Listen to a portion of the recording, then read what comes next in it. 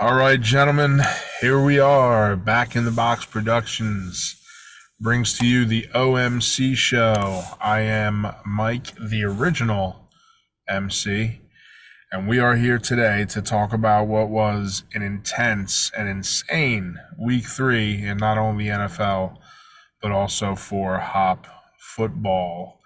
Sorry guys, I just heard the Dolphins just scored again. Unbelievable week in football. So it's funny. I remember thinking back in week 1 and thinking, wow, the scores are kind of low, a little slow out the gate. Well, it took only 2 weeks for them to pour gasoline on it and light it on fire because points all over the place. It's been wild. Also been a little bit of a bloodbath, all right? As we seem to get at least one or a couple of big names going out every single week.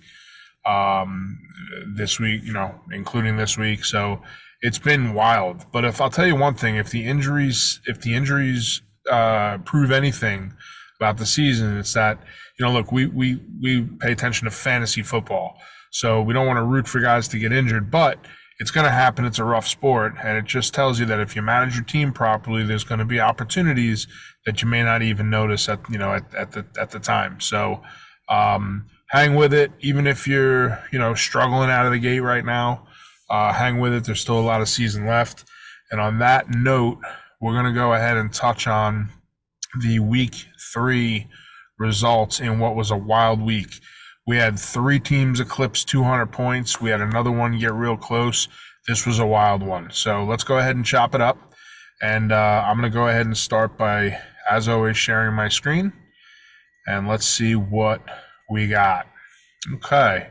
So we're going to go ahead and start with my matchup versus Morrow. What a heartbreaker this was. Now, I didn't do any previews. I didn't do the Monday night preview. Kind of a rough weekend. But I knew going into the Monday night game this was going to be a challenge. I had a really nice point total, but he still had some players going, and the Monday night boys came through. I always get burned by Philadelphia on Monday nights, and it happened again this week. So let's start out on my side. And once again, really nice production, pretty much up and down the lineup with a few notable exceptions. Josh Allen, 22 points. Josh Allen, he's been QB 1 or 2 in the last 3 consecutive years. This year, I don't know. He's not there yet. Obviously, the hope is that he gets there in a very competitive AFC. He's playing well, but he's not giving me the results that I need in accordance with the draft position. Tony Pollard, 20 points. Isn't it weird? I look at 20 points and I'm actually a little bit disappointed by it because they were playing Arizona. But once again, proving that you cannot predict what's going on in the NFL. Arizona, largely considered the worst team in football, came out and put a whooping on the Cowboys, who previous to that game were considered the best team in football.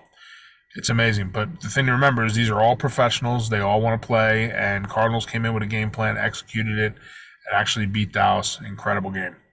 Kenneth Walker continues to be an awesome addition to the team, 29 points. Tyreek Hill, another 40-plus point effort in the Miami Dolphins, who put up a 70 spot on Denver. 70. We haven't seen that since the late 60s. True story. Just bananas. Every time they touched the ball, they were running down the field. It looked like flag football with the fastest team ever. Mike Williams, very sad, put up a nice 30-point effort for me. However, as you guys have all heard, he's out for the season now with a torn ACL. So that's a blow. But we'll have to make do and come back. Andrews underperforming with 7 points in Baltimore. Tyler Lockett had a little bit of a rough game with the 8 points. Josh Kelly, another stinker in relief of Austin Eckler. I tell you, he had a real opportunity, and he looks so good coming into the season. Hasn't really panned out. We'll see if better days are ahead.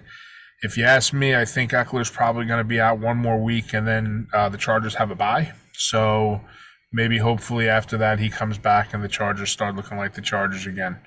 Even though they did beat Minnesota to get their first win of the season. Ravens defense, 19 points.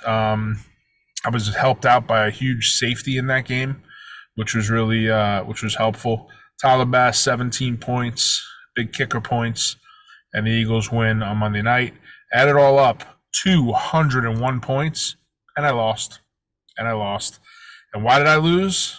Because of Morrow's team, which we'll touch on in just a second. Just to kind of take a look at the bench a little bit. Marquise Brown with 17. Sam Laporta. Everybody's getting real excited about Sam Laporta. He's looking like tight end one territory in Detroit, and I'm excited too. I may need to use him moving forward. Other than that, nothing really of note. On Morrow's side, started out with a Thursday night Deebo Samuel with 29 points, which was both a blessing and a curse. Obviously, I'm a diehard Niners fan. It was nice to see him beat up on the Giants. But off to a rough start on a Thursday. But it's not the first time that I've had someone score a ton of points on a Thursday and I'd come back to beat him. Wasn't to be on this particular occasion. Madison, 17 points, no doubt feeling the heat from Cam Akers just coming over to Minnesota. Zach Moss, man, where did he come from? Savvy pickup by Morrow, 27 points. The guy is playing like he's got something to prove.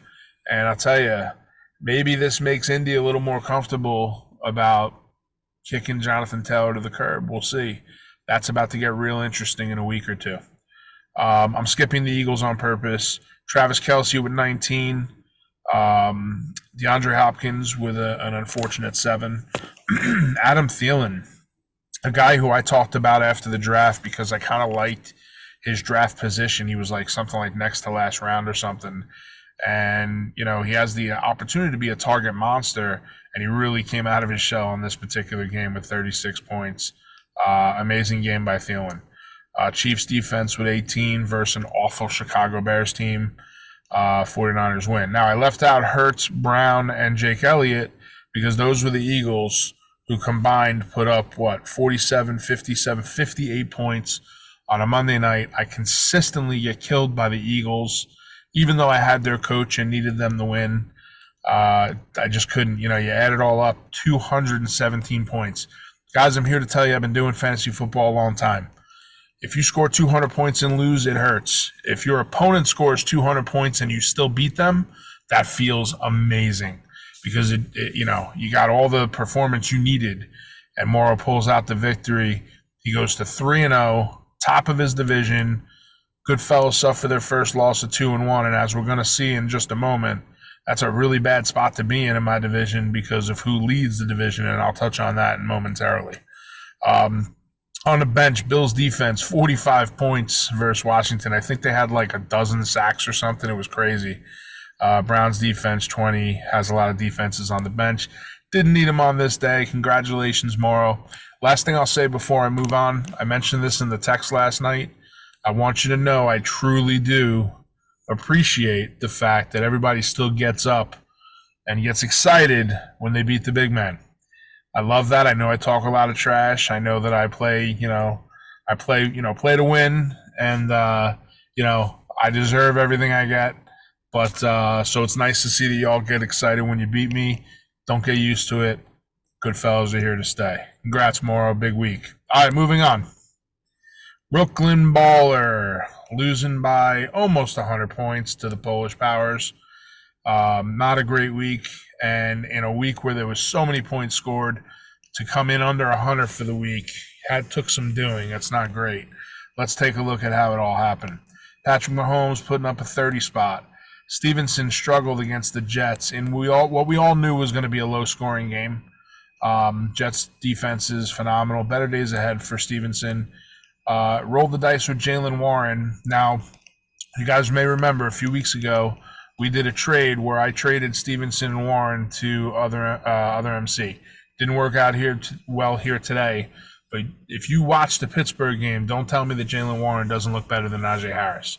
I do believe Warren will eventually take over as the lead back there. For now, they're still splitting duties, and that makes neither one of them really appealing to play. T. Higgins with 4 points. He had a really rough night last night. It was Jamar Chase's coming out party. T. Higgins dropped a couple easy balls. He was banged up a little bit, not great. Nico Collins, the darling of Houston right now, only 5 points, but listen, they have some other receivers out there. Have to see. Nico is probably the most athletic of all of them, and he's certainly the number one. But this might be a year where he has, feast or famine kind of deal. Rolled the dice with Taysom Hill on this particular evening. It didn't work out. I will say it made some sense, though, to play him this week because Taysom Hill, as you know, is a little bit of a Swiss Army knife. Jamal Williams was placed on IR. Kendre Miller was just coming back from being injured, and so you didn't know how much run he was going to get. And Tony Jones, they don't really care for him all that much. So I could see the wisdom in playing Hill in this particular game, and he's another boomer bust guy. Didn't work out this time. Pickens with 11, Addison with 11, Jets D 7 points. You would have thought it would have been higher playing against New England in a low-scoring game. It was just a mess all the way around. Justin Tucker, Mr. 8th round kicker. He missed at least one kick in this game. 9 points, still, doing what kickers do. Browns coach with a big win, 7 points. On the bench, let's see what we have. We have Elijah Moore with 11, Kirk Cousins with 38, Osborne with 10, Freiermuth with 13. Nothing much to speak of there. Add it all up, 99 points for the Brooklyn Baller. Not a great week. Falls to 1-2. And Polish Powers, Tua Tagovailoa, 47 points. Frankly, it's kind of low when you put up 70 points, but I think the two running backs scored 8 touchdowns between them.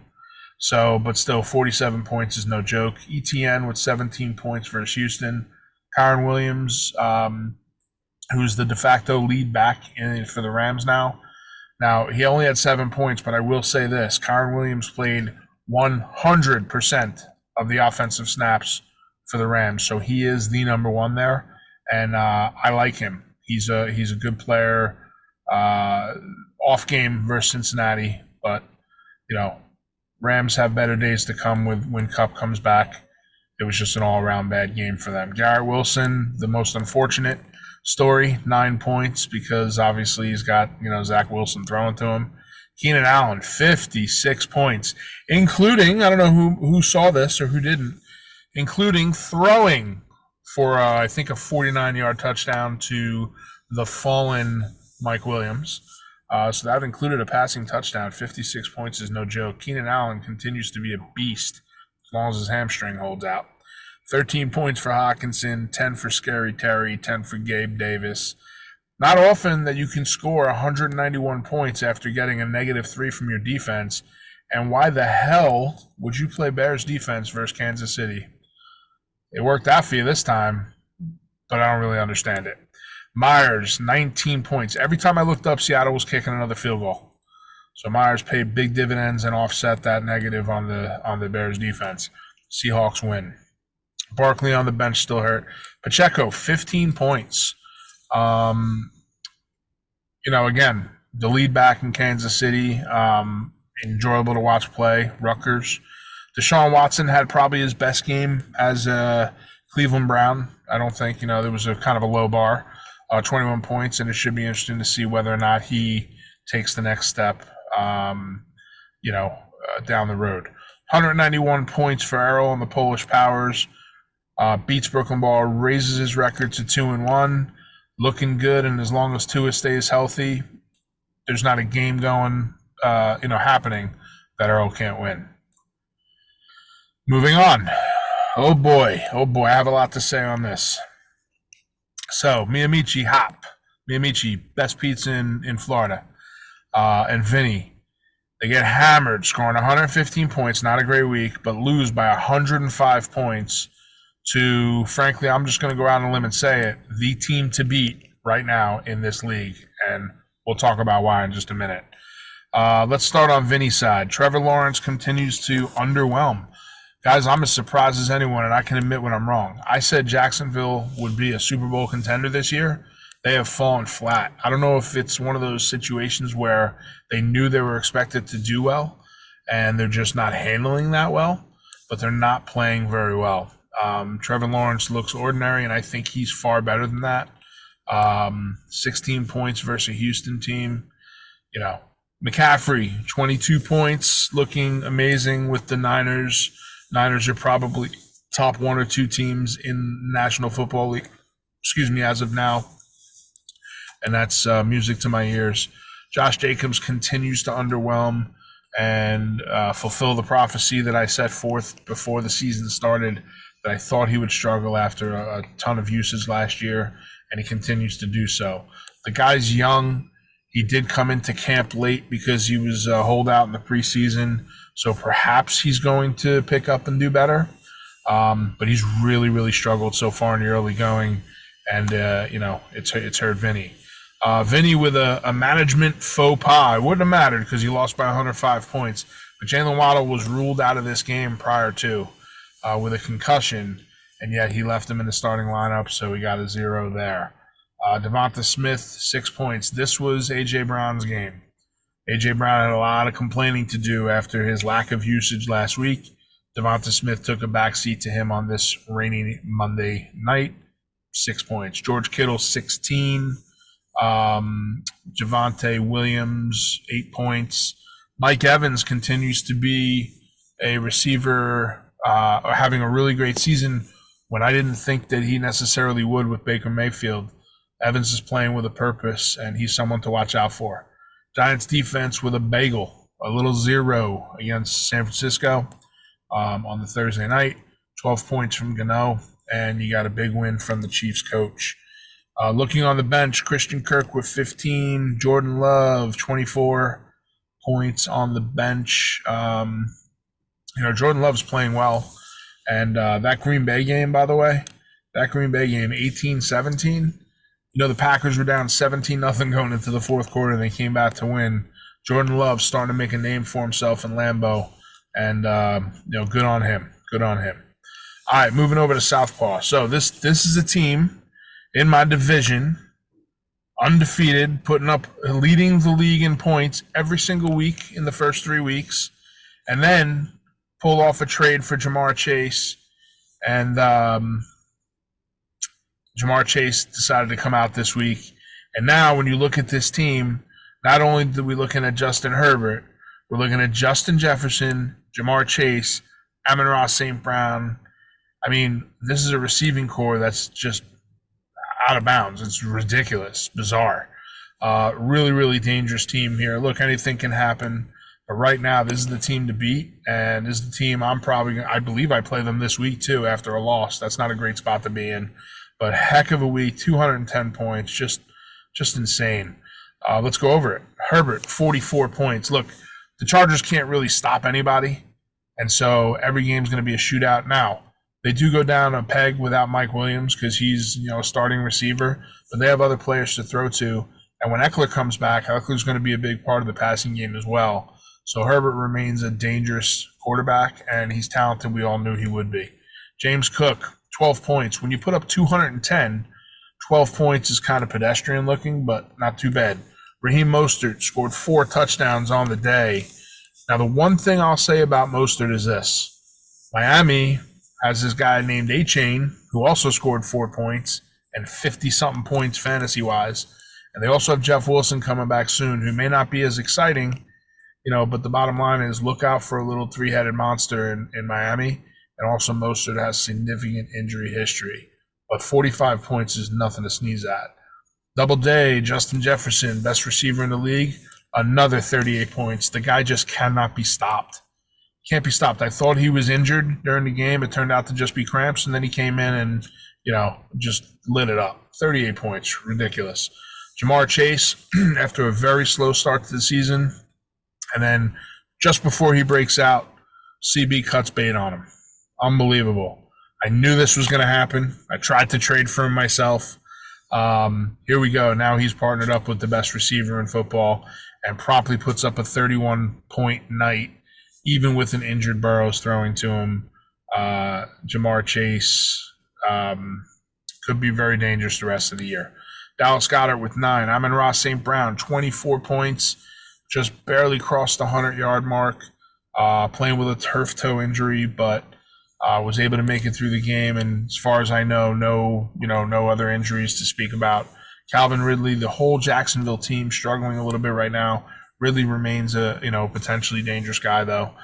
7 points on this particular week. How do you put up 210 points and get 0 from your defense? Southpaw did it. Craigie did it.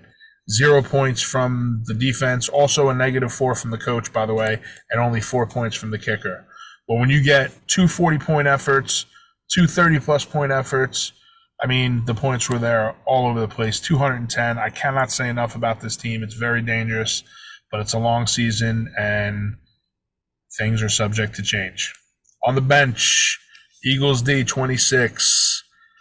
Miles Sanders, who we just traded for, with a 16 spot. Tyler Higbee with 12.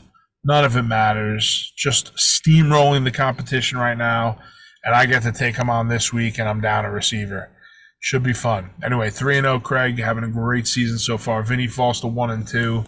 But I'll tell you what, if Jacksonville can pick up, there's obviously talent on this team. Waddle gets healthy. 1-2, still, in the mix. Okay. Matt and Archop taking on the chosen ones, who have chosen to tank their season by trading away their top receiver. All right, I'm sorry, I had to throw that in there.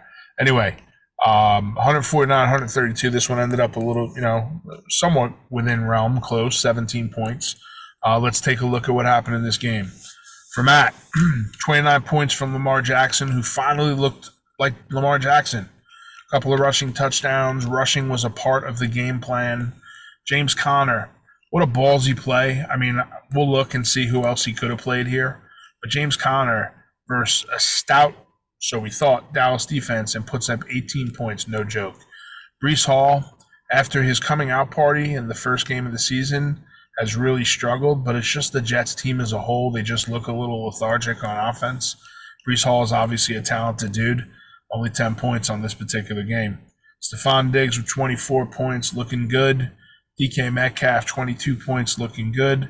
Cole Kmet continues to underwhelm at the tight end spot, but the entire Chicago team looks like a dumpster fire right now. Chris Olave, 23 points. Michael Pittman, 16 points. Pittman producing with a backup quarterback, but is he really? Gardner Minshew's a good backup, professional quarterback, and Pittman, Pittman's going to be one of those guys that's steady Eddie, I think. He's not going to put up, 30, 40 points, but he should be in the mix with, high-end double digits every week, or at least it looks like it in the early going. 10 points from a good Saints defense, 4 from the kicker, and surprisingly, the Ravens lose. Looking on the bench, benched Robinson with 7 points. A-Chain, look at this, 67 points. Now, Matt said it perfectly in one of the messages that I read as I was catching up. There was no reason to think that A-Chain was going to be a play this particular week. So, it makes perfect sense that he's on the bench. He's certainly someone to watch, though. He's an exciting player on a great offense. Guy's fast like lightning. He might make some noise this year. I think the trick is going to be determining when he can be used. If it's a roll of the dice, during the bye weeks, you have to sometimes play guys like that. I know one thing's for sure. I don't want to see him going against me in the starting lineup. That's a scary thought. So nothing really else to speak of here. Looking at when you add it all up, 149 points, enough to take down the chosen ones. Chosen ones, excuse me. Dak Prescott, 13 points. Mixon, 13 points. Rashad White, 6. Jerry Jeudy, 13. CD Lamb, 9. Not great. He just traded for Prescott and Lamb, trading away Jamar Chase. Jamar Chase outscored Prescott and Lamb together. I know it's only 1 week, but, Musgrave was a pickup that I had touted much earlier this season. I felt that he was going to be a top-flight tight end. I opted to go Laporta instead. But Musgrave's still a guy to watch. He's a pretty talented guy from what I understand. And you figure with Jordan Love, and the injuries to the receiving core, Musgrave might have an opportunity to make some noise. Jerome Ford, this was an interesting one because they were playing Tennessee. Tennessee is known as one of the best run defenses in football, but Jerome Ford's doing it out of the backfield as a receiver. It puts up a really solid 18 points in his first game as the lead back in Cleveland. Cleveland did play a little Kareem Hunt, but it looks like it's Ford's job to lose right now. Tutu Atwell, 17 points, scored a nice touchdown yesterday. Wasn't quite enough. 49ers defense, 13 points on the Jets, 12 points from the kicker, and a big maximum 8 points from Bill's head coach. Added up, you get 132, falling a little bit short. And just looking at the bench real quick, DJ Chark with 18, a couple of quarterbacks, Geno Smith 15, not a lot to speak of here. And of course, Brandon Ayuk sitting on IR because he missed the game. So, chosen ones fall to 0-3, struggling out of the gate, but I know he's always looking to make moves and stuff like that. We'll see what he can do and see if he can get off the schneid and pick up the victory. Archop raises his record to 2-1, and again, has a few question marks, but some really dangerous players. Should be interesting to see how he does moving forward. Last game of the week. Polar Bears, Rick Penner taking on Rick Erdlin, the Battle of the Ricks, Scooters boys. And Penner gets the best of him on this occasion, 155-109. Fairly pedestrian scores, all things considered. Let's break it down on the Polar Bear side. Justin Fields and the Dumpster Fire Bears, no good, 8 points. Gibbs, 9 points. I'm a little disappointed by this one. Gibbs, to me, looks like an electric running back. And he's got the shot now because Montgomery's out. Only 9 points, a little bit disappointing. Maybe it's still those rookie jitters. Bijan Robinson had an off game, 9 points. They were touting him so big in pregame, talking about how he's going to be the best running back ever, the whole thing. Only 9 points on this particular, excuse me 1 second, guys. Only 9 points on this particular game. 47 points from Devontae Adams. 29 points from Amari Cooper. 9 points from Kyle Pitts. 5 points from Jake London. Man, that Atlanta passing game is infuriating. I would not have them on my team. DJ Moore with 13 points. Patriots with 23. 8 from the kicker and a Jaguars loss. Damian Pierce on the bench versus Jacksonville. That was an interesting call. But you know what? Pierce has had a really slow start to the season, so I can't say I blame you. And let's see, from a running back standpoint, you went Gibbs and Robinson and your flex guys, with the exception of Drake London. I understand potentially benching Pierce. DeAndre Swift was a question mark for me, though. Not exactly sure why he was on the bench. I know that you're a little worried maybe about the the timeshare there in Philly, but why not play Swift on a Monday night primetime game when he's clearly the best back in town? 19 points on the bench. 36 from Tank Dell, 21 from Calvin Austin. So there was some points on the bench, but it didn't hurt you. 155 points, and taking out Rick Erdlin, 20 points from Russell Wilson, 2 points from Derrick Henry, 6 points from Najee Harris. Talk about being disappointed in the running back room on this team. Godwin with 8. I really thought Godwin was going to have a better game than this, considering Philly had some injuries in the secondary and Godwin was going to play the slot. Didn't happen. Weather was bad. Puka Nacua underwhelms with 12 points. Is he going to come back to earth?